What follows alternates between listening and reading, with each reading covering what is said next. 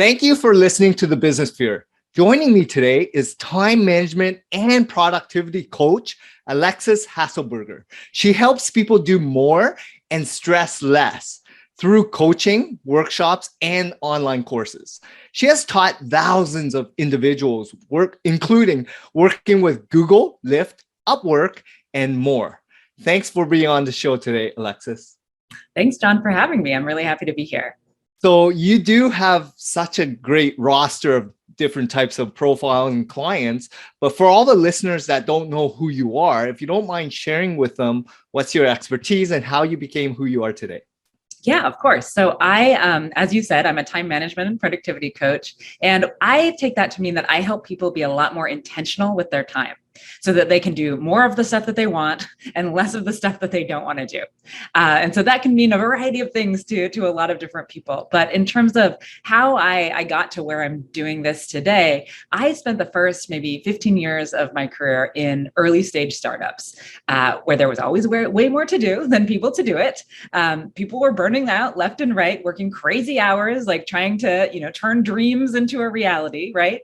And I was part of that, but I also knew that I didn't want to work like that. Like I wanted to work in a way where I could produce excellent work, but during work hours, right? Like I wanted to have a life outside of that. And so I just started putting practices and things into place to let me do that. And I had a couple kids along the way. And, people started coming to me saying, oh, could you help me? How can you help me be more productive? Can you help me set up this task system? And you remember I had a CEO of a company I worked for said, hey, do you think you could just make a productivity workshop for our team? Just based it on everything you do already.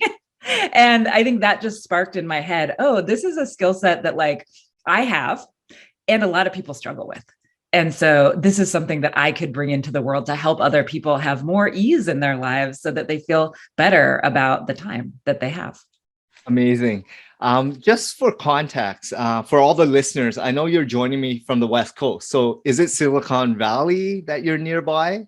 Yeah, it is. So I am in San Francisco. I'm in the land of Silicon Valley and startups. I've worked almost my entire adult career here. And so yeah, I am surrounded by tech startups, people starting companies, business owners. Many of my clients fall into those buckets as well.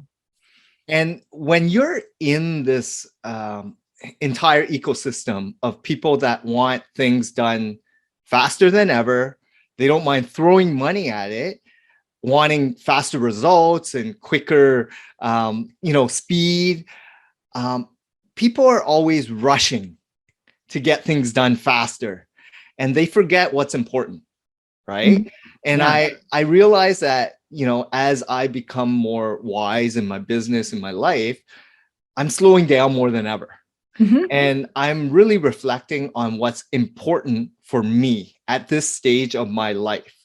But when you're exposed and everyone around you is at such a fast-paced speed, and maybe they are younger, they have no obligations, they have, and time management for them is work 80-hour weeks because that's all I have bandwidth for, and there's no room for anything else.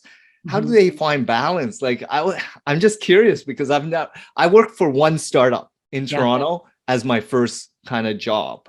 Yeah. And I stayed there for a year and a half. It was fun. I got to learn a lot, but I realized it wasn't for me at an early stage. Yeah. Yeah. So it's interesting, right? I think that the people that I work with tend to be perhaps a little more seasoned. So I always say I work with people who have big jobs, big lives, or both. And often those are people who have become successful. Maybe they've got a few startups under their belt, or, so I work with doctors and lawyers and things like that. But they have become successful through brute force. So they're not, it's such a cliche to say that, work smarter, not harder, but it's true, right? There is a certain point where you can kind of just plow through and you can rely on your energy and your momentum. And then you wake up one day and you realize, well, yep, I guess I'm successful, but I'm not spending a ton of time with my family and I would like to, or I am not taking care of my health or exercising in the way that I want to. And people kind of get stuck in this trap. And so I think that, it takes someone who has gotten to some level of success and realize like, oh, everything's not perfect once I'm here, to realize that they want to do things in a different way and that there is a way to maintain their success, to continue to grow, without sacrificing all of the other stuff that's important to them. And it does take a big mindset shift, because I know what, exactly what you said, like working all the time. What I always tell people is, there will always be more work, right? You, me, everyone else, we could work 18 hours a day until we die, right? Every single day, there will be more work to do. And so it's up to us to decide what we want to do with the time we have, because I don't know about you, but I don't want to spend all of it working. And this is a great topic, because for me, I realize that by really defining success, because each individual will have different definitions of success. Is it monetary? Is it status? Is it time away from, or vacations? It could be anything related with family or relationships or whatnot. And then what is going on in your life that acknowledging that you're not present, or you're not giving a lot of energy and time and resources, or doing the best you can be as a parent or father figure or a spouse or a community leader or whatever it is, acknowledging where the gaps are. And I think when you become more wise, more than successful, because success is determined based on individuals and what they define it, right? Yeah. It's hard for people to acknowledge what they do not even know. Right. And therefore, like goal setting, really sitting down, slow down, and put everything in writing or somehow vision board or something, so that it gives them more clarity on what they ultimately need to achieve to have more freedom or more choice or whatever it is. And I kind of been reading and doing everything on my own, but I know this is your expertise. So if you don't mind sharing with the listeners, like you deal with so many people, like tens of thousands of people, from individuals to corporations and companies, workplaces, right? Yep. Where do you find, like, how do people acknowledge that there's a disconnect currently, and why do they seek people like you out? Yeah. So I think, there are different reasons why different groups seek me out, right? So I think that oftentimes you're right. It's like people have had to, it's like learn the hard way that what they're doing isn't exactly quite working. And I think exactly like you mentioned, a lot of people have tried a lot of things, right? They've read a lot of the books that are behind you right now, right? They have like taken a few online courses. They have taken tips that they hear from like famous productive people, and they try to integrate these things. And then they feel like, oh, it just didn't work for me. I've tried all these things and I'm still not feeling like that I'm able to kind of step off this wheel or figure it out in a way that that really works for them. And so I think that oftentimes for somebody to reach out to someone like me as an individual, they have to be in a place where they've tried a lot of things and it just hasn't worked for them, right? With companies, I think it's a whole different story. They're trying to up level, they're putting me in front of people who, like, there might be really productive people already. There might be people who feel very balanced, but we're coming in and we're saying, like, for everybody together, like, what are the best practices that you could be doing? So people are learning very different things. So I think from a corporate perspective, it's more about up leveling. And from an individual perspective, it's kind of solving a problem. And people have to acknowledge where there's a gap, right? Where there's challenges, where their focus is not there. And that's the biggest challenge. Like, a lot of people are not even clear on what they don't know. Right. And they would never reach out to me. That's, I always talk about, there's this model called the Hierarchy of Competence. And it's kind of it's like, I hate the words that they use, but I really like the model. And at the bottom of this model, it says unconscious incompetence, right? And it's like, you don't even know there's a problem. And I always share this model with people. It's a pyramid. So one step above unconscious incompetence is, and basically it's conscious incompetence, right? And I hate these words again, but it's like, oh, that's the stage where people would reach out to me, because now they're aware that there's a problem, right? But at that level below, people might be struggling with things, but they might just be thinking, oh, everybody has to go through this, or this is just the way it is for everybody. There's no, this is it. And so I never meet people until they get to that level of awareness where they say, oh, this is something, there is a problem. I want to do something about it. And there's a way for me to do something about it if I get some help. Oh, that's great. Because I know as professionals, either business owners or professional people that reach out to you, they're so focused on career path, maybe going after higher destinations or, achieving, their own practice and earning more income. And that's what their goals are. And once they achieve that plateau, they start plateauing afterwards, right? And then they kind of realize, like, is this it? Like, what happens afterwards? Like, what more is there? And and they're surrounded by all the similar type of people in their profession, right? Doing the exact same thing. And as you become more wise, there's gaps in there, right? Like, there's going to be a lot of family situations that might be cracks opening up, or relationships, or whatever it may be. It's hard, right? Like, people don't know until they realize or get to a certain stage. So how do you prevent that from happening? Like, because they come to you when there's a problem and they acknowledge it. Is there ways that people can actually prevent? Like, I always look at health, right? Where people go to weight loss clinics when it's already too late, right?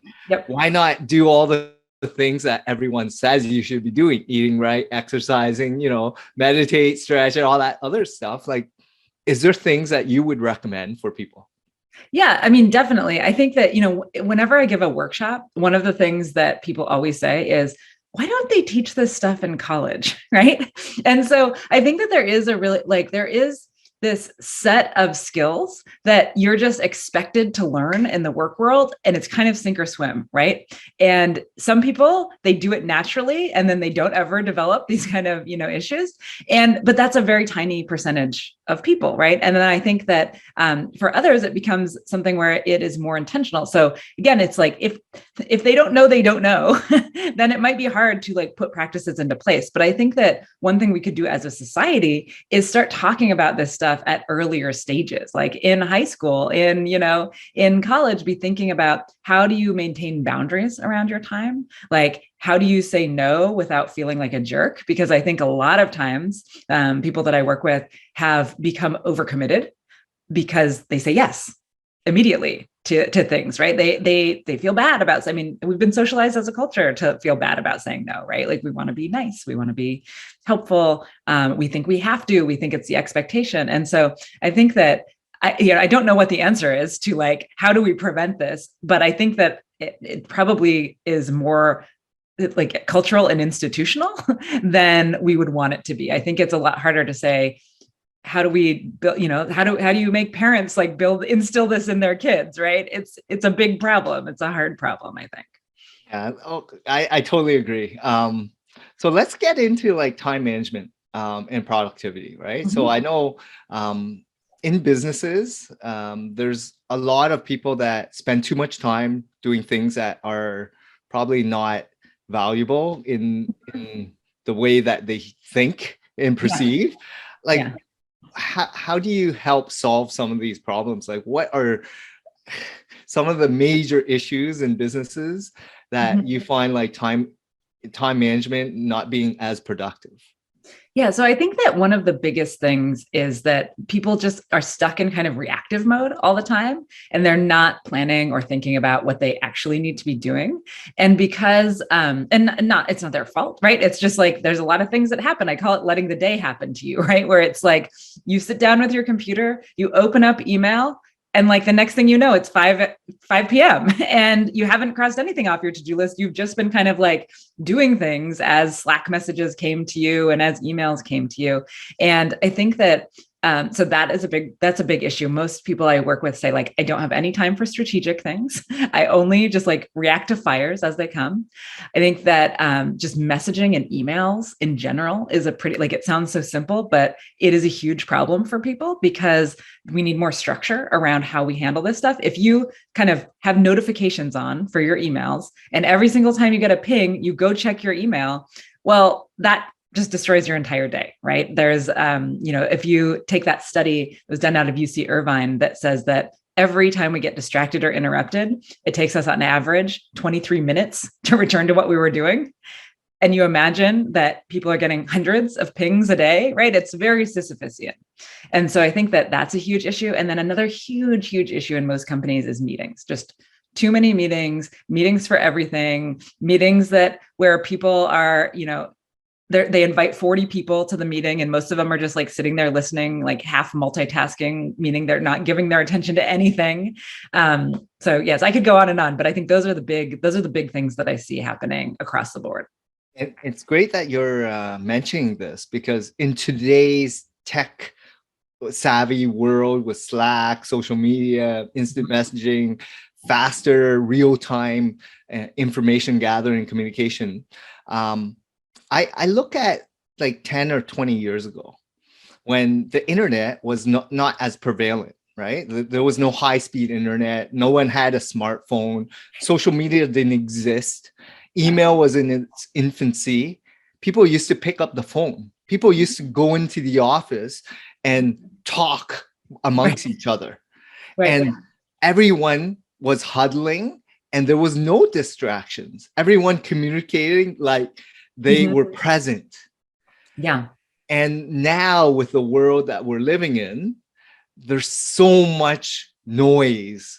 Yeah. Pings, news feeds, Twitter feeds, social media, Slack messaging, emails coming left, right, and center. And it could be, urgent or not, and you don't know, right? The signal to noise ratio is crazy, right?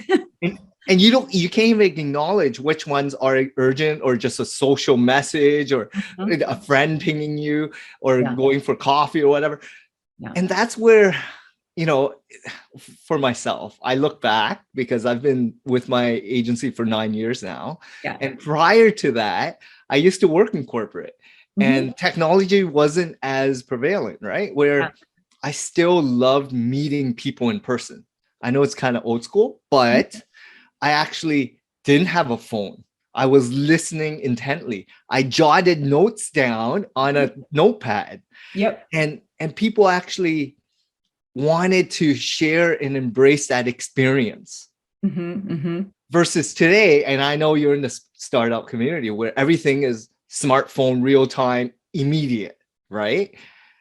It's because I think it's like in the mind, right? It's like psychologically, everyone wants things done immediately.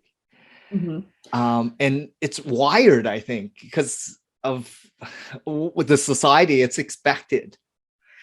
So that's where I'm going to push back a little bit, is I think that we all assume it's expected because technology is amazing, right? It's how you and I are connected right now, but we need to be using technology intentionally for our purposes instead of letting it use us. And so I think that, the default settings on everything is notifications on, just all of that stuff. And so a lot of work that I do with people is just actually setting boundaries around these things and making it so that, like I always say, it's so much easier to remove temptation than to resist it, right? If you're getting pings, you're right, your brain is wired. You're not going to be able to resist not looking at that phone, right? But if you turn off the notifications, then you don't have that temptation anymore. And so many people, when I say this, people are like, how can I turn off the notifications? Like, how will I know? Like, what if it's an important message? And here's the thing. Nobody uses written communication in an emergency. No one. Nobody uses email in an emergency. Nobody uses Slack in an emergency.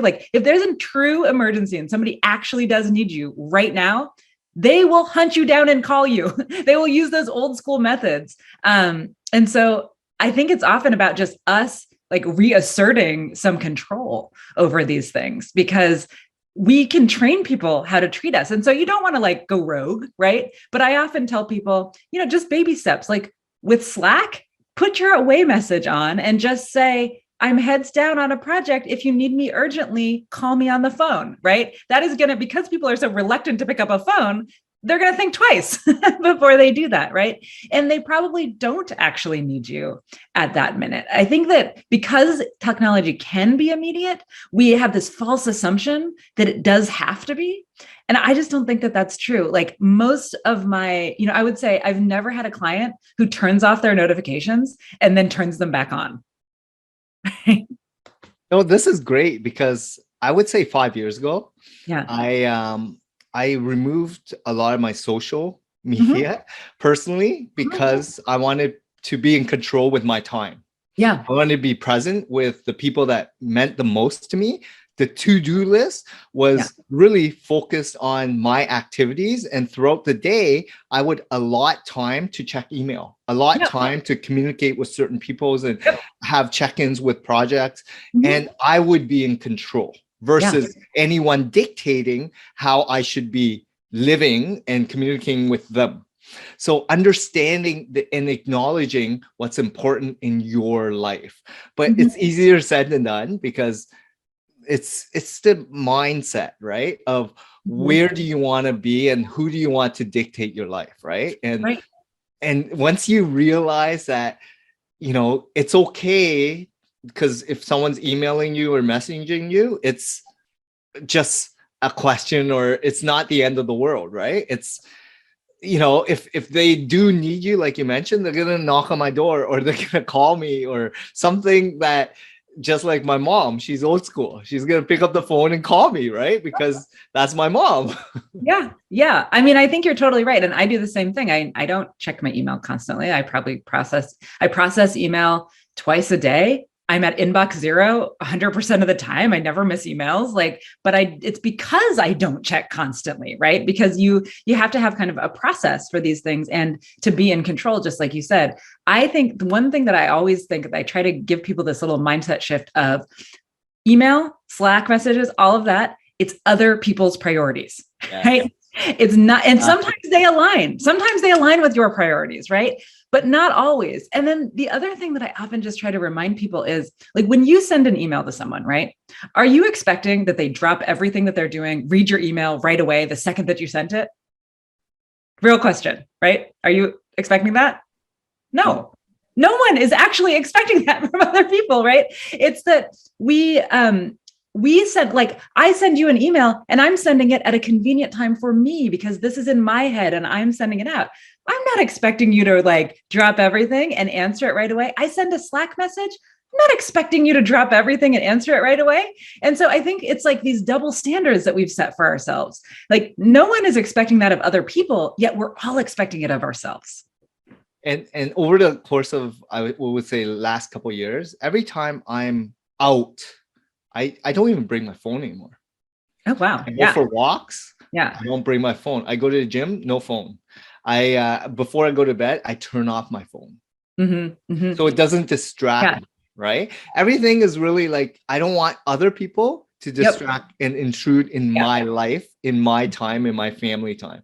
So it's like understanding how technology could play for your benefit versus allowing it to be intrusive in your life. And a lot of people just don't realize that. And I think reading and just trying what works for you. Each individual is different. And it's hard, right? Because people are wired. And if you've been living on your phone for the last 10 years, to make that change, you have to slowly progress. It's like someone that hasn't been going to the gym for the last 10 years. You need to slowly change your life and slowly make some adaptations and whatnot. And experiment, because I think that that's the thing too, is, if I say, hey, you're going to turn off your notifications and you're not going to be able to turn them on, like you just have to leave it like that. That's scary, right? But if we say, like, I'm going to experiment with this for 2 days, I'm just going to turn them off for 2 days and I'm going to give myself permission to turn it back on 2 days later. Well, that's a different story. That makes it a lot less, just a lot less scary in general. And I think you're totally right that we all have to look at what's right for our lives and our specific families. Like, I do bring my phone when I go out, but it's because I have tween and teenage kids. And so they might actually need me for something if they're home alone, et cetera. And so my phone's on silent 100% of the time, right? There's never any sound that comes out of it. But I do, if I'm out and my kids are at home, I will, glance at my phone every half an hour or so just to see if they've sent me anything, right? That might be important. Exactly. And it's when you have time to check Right. it. Yeah. Because when they notify you, like Right. with all these notifications with social, email, and all these platforms, they just want your attention. So you need to be in control of it all. So that's great. What I was going to ask you is, what are some of the biggest business time wasting activities that you've kind of found throughout your many years of experience? I mean, 100% meetings. Like meetings to me are the largest time waster in any company. And it's only gotten worse over COVID. There was that Atlantic article a few weeks ago that said that meetings are up 250% since before the pandemic. And I've seen this in my work with people too. And I think that it's exactly something that you alluded to before. We used to just tap somebody on the shoulder, or, if we weren't in the same city as them or location, we would pick up the phone and we would call them really quickly. And, I don't know if you've noticed, but the younger generation doesn't really use phones for phone calls anymore, right? my kids did not actually understand how to use a phone to make a phone call. Like they were holding it in the wrong places, like they didn't know where they just don't use it that way. And so I think part of it is kind of like retraining people that like, it's okay to pick up the phone. You don't need to schedule a half an hour if you really just need to talk to this person for 2 minutes. And so I think that kind of mindset of, oh, if we need to meet, then we schedule it, right? Like I think that's a problem. And then I also think there's just so many recurring meetings that are happening in companies that are like information dissemination meetings. So it's like an update meeting or, an all hands meeting where just one person is speaking and nobody's asking any questions. And that kind of thing just doesn't need to be synchronous, right? If you have a meeting that is a status update meeting, that can be an email. That doesn't have to be a meeting. And so I think that if I had to choose one thing, that is where most time is being wasted. I can't even count the number of people who say to me like, well, there are 100 people on this meeting, but I have to show my face. My boss expects me to be there. What do you do during that meeting? I just tune out and do something else, right? And that is so bang on in corporations, organizations that you're a part of. And I want to go back to the point where you mentioned about that phone call, where everyone's so used to text messaging or instant messaging or whatever. It's like always on the device, making emojis and all that stuff. Yeah. Is it a generational shift? Because when you're, say 10 years ago, they started with smartphones and now everyone's kind of grown up with iPads and, apps and all that. Yeah. And maybe they were in their teenage years and now it's their first gig or, in their early 20s. And that's how they were kind of raised, right? Yeah. Like they don't know what we know because back in our day, we didn't have smartphones. They didn't even have, MP3s or Discman, cassette tapes, right? Everything is now on YouTube and everything's like real time streaming on a Netflix device or Amazon Prime. It's hard for people, right? Because they don't understand what we're talking about. So do we need to train them on what a phone is, what a real meeting is, how to socially interact with people in real life versus this digital Slack group communities online and email teams, Google Teams? Yeah. It's so interesting, right? Because I'm always torn between, is it, me that needs to get on board or is it like that there is some kind of training that needs to happen? And I think that while we have multi-generational, we do have these different generations in the workforce that have different kind of understanding of, experience with, cultures of technology, right?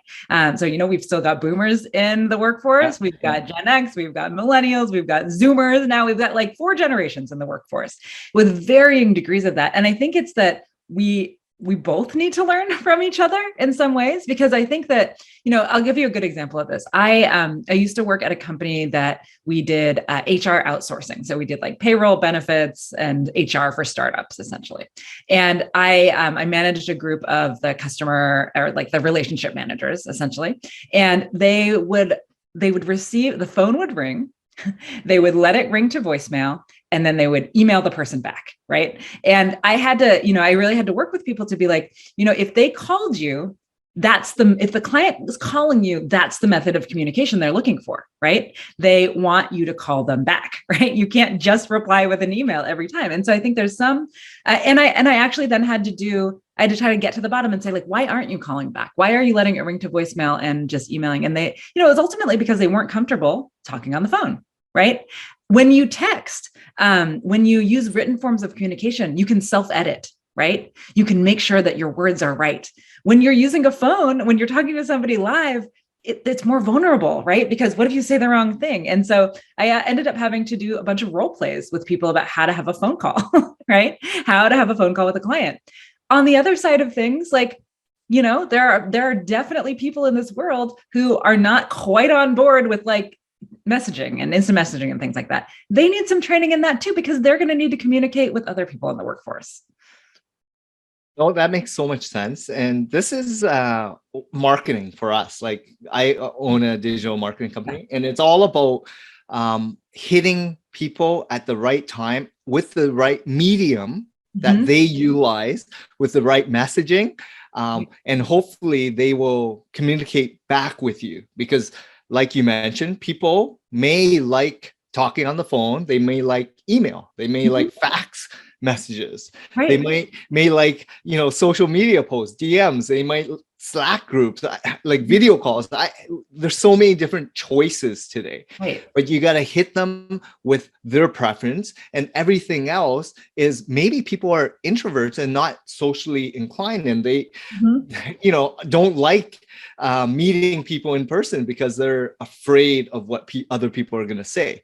So it's hard for everyone to really understand what is the right medium they should utilize for communicating to be productive. And one way is not the only way.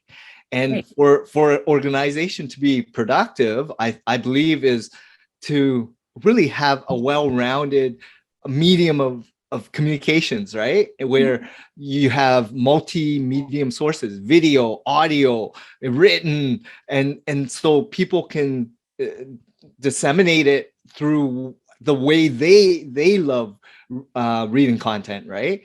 And absorbing that information.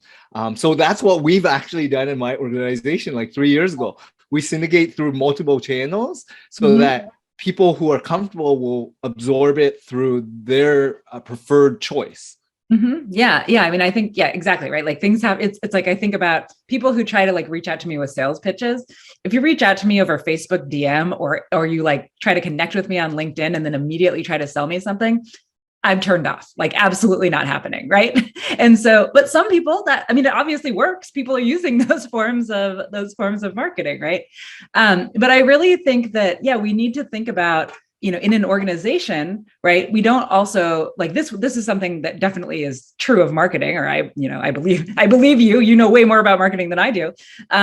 But also, like, in an environment where you're working with other people, I think we often need to have some norms that we agree to around our communication methods, because I think this is something I see all the time too in companies, is that, I'll do a workshop with a team, and I'll go in and I'll say, okay, how quickly should an email be answered? Right. I'll get 10 different answers if 10 different people are in the room. How should you give a task to someone? I'll get all these different answers. And I think that creates a lot of churn and confusion as well, because you're never sure where the information lives. And so I work with clients to help them with internal norms around communications, right? So, okay, what's our emergency channel? Because we want to be able to turn notifications off so we're not constantly bombarded. What do we use when we actually do have an emergency? Are we going to use the phone? Are we going to use text messaging, right? If we're giving people tasks back and forth, do we have a task management system? If so, let's use that exclusively so that we're not also sending tasks via email, et cetera. And I think that streamlining these things and having conversations about them goes a long way, because if we all just come with our assumptions, then we're like, why are people doing things wrong, right? Where nobody's wrong. It's just we have different ways of doing things, and having a conversation about how do we use these tools together as a group really helps us to be more productive and efficient overall. Amazing. And this is great for workplaces, organizations, because having SOPs, operating procedure, understanding how to communicate and which platform, like you mentioned, productivity tool, we use Asana. Mm-hmm. And that's allowing us to set criteria, timelines, KPIs, and everyone's along the same page, right? Like our dev team speaks to our SEO team, speaks to our content team, and we kind of have clarity on what the expectations, goals, and how to trigger and flag and, attribute everything. But it took some time to train everyone to make sure everyone's on the same page. But once it's gelled and everyone understands, it's going to run so much smoother. And there's a little investment or time that might hold everyone back.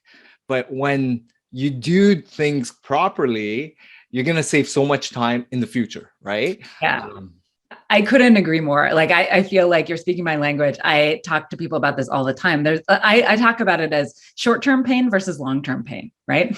Do you want to invest a little bit of time upfront right now to save yourself insurmountable amounts of time later, right? And I'll give you a good example of this that just came up recently and what you're talking about, using Asana, I love it. Using Asana within your team probably means you have far fewer status update meetings. You have far fewer communications or miscommunications, because people all have a single source of truth that they can go to, right? And that creates these organizational efficiencies that just compound on each other, right? But people also just, in their own world, people might be listening and they might be thinking, well, I don't have control over that. My company does X, Y, or Z. But, I had this client recently, and we were just going through his task list and trying to help prioritize and things. And I asked him about this one task, and he was like, oh, that's just a small thing. It can be done whenever. It's really not that, it's not that urgent or important. And I said, okay, tell me a little bit more about it. And he was like, well, it'll just take 15 minutes. And I was like, okay, well, what is it about? What is it, what does it solve? And he was like, well, if I did this thing, then it would solve this other problem for me. I was like, okay, great. How often does that other problem happen? And he's like, well, 3 or 4 times a month. And I was like, okay, how long does it take you to solve it every time it happens? And he says, oh, 3 hours. And so I said, okay, so if you did this one 15-minute task now, you could save 12 hours a month. And he said, yeah. And I said, okay, well, I think we should prioritize that one, right? And so, it's this mindset we get stuck in where we feel like process and planning, it's not real work, when actually it's the most important work, because it makes everything else more efficient and you save so much time in the long run. But a lot of people don't have that skill set, and they not only not acknowledge it, but they get stressed over trying something new or unique and train other people. And this is where reading people and people in the right places at the right time within your organization can really help you solve a lot of your problems, right? So it's as you mature, and I know you deal with so many individuals, you see a breadth of every single personality trait, I'm sure, from people that think they know everything to people that don't know anything, right? So it's good to learn different perspectives, right? And try to challenge people, because anytime they're able to try something new, and like you mentioned earlier, that little 15 minutes, a little pain for 15 minutes is gonna really gain you 12 hours, right? And people don't acknowledge that because they don't really understand, and they feel very stressed even thinking about that 15 minutes.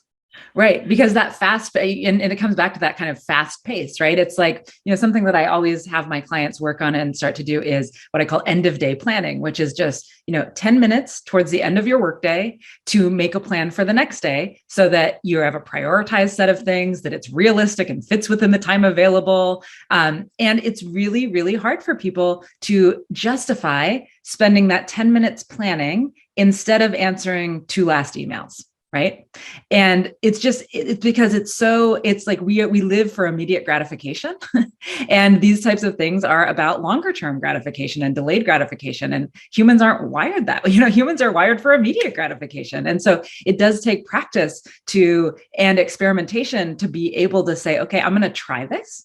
And I'm going to see how it goes tomorrow, right? And most people find, oh, when I do this 10 minutes, I actually save an hour the next day or a couple of hours the next day. Or even if I don't save time, my day feels so much smoother, right? I feel so much more accomplished. And it takes being willing to experiment a couple of times to see that, to get that good feeling, to then be willing to do it again. And I think being stressed and, with this fast-paced startup environment that a lot of people are now perceived to have to work, if you are able to be more productive or save time on all your given tasks and all your roles and responsibilities, like you mentioned, like less meetings, but going to the meetings that actually matter. Right. Going to do the things that really will move the needle. So acknowledging what are the key metrics that you're accountable for, and how do you deliver on those versus everything else? Because there's always going to be other stuff people want to drag you in to help for. And who's really accountable for those projects, and why are you being dragged in, especially in larger organizations where you're pulled in all sorts of directions. So,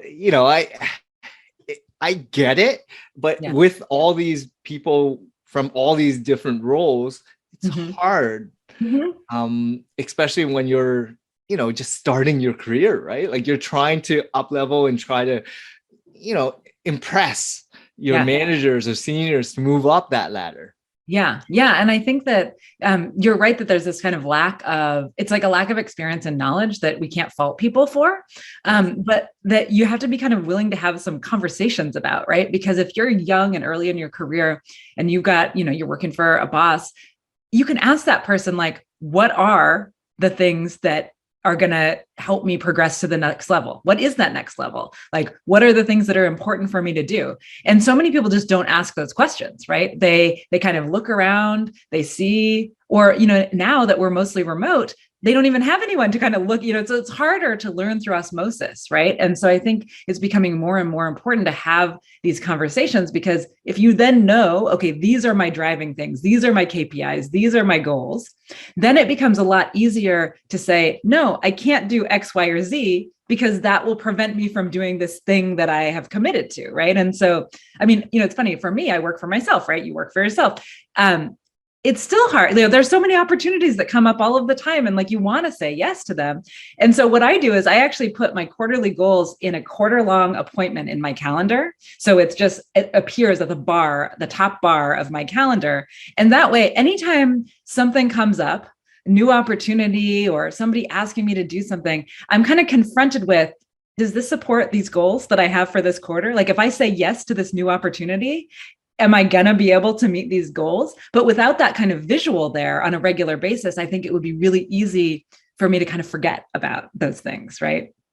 And that's great that I'm hearing this, because we're different because we're business owners. When you're in the work environment, you need to really establish what those goals are, KPIs, weekly, monthly, quarterly, annual, semi-annual.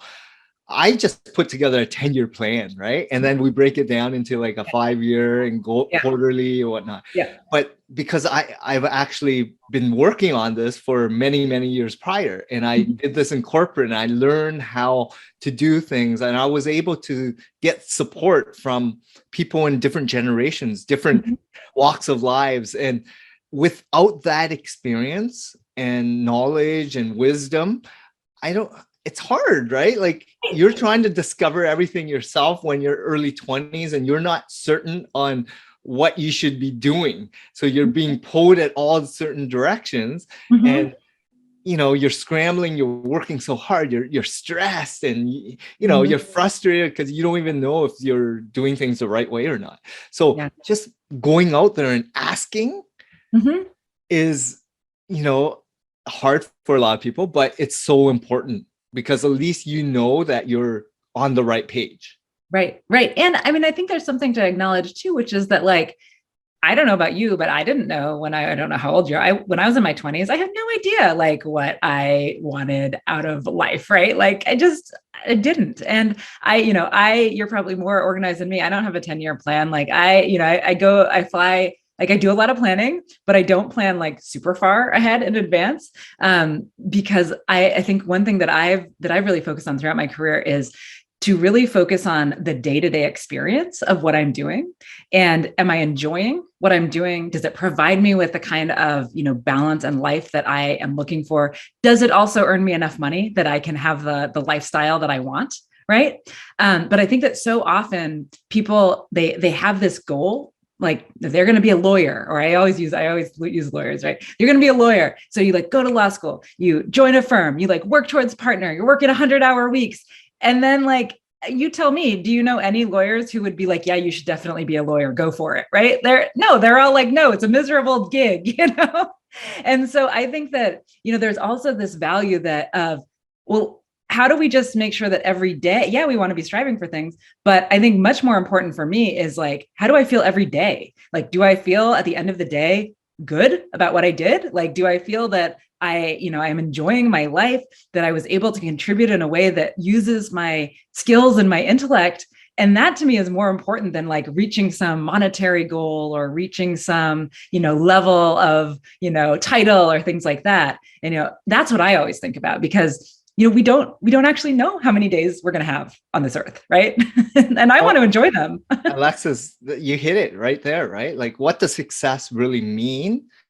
And as you mature in life, you'll realize that it's not just work. It's that balance, right?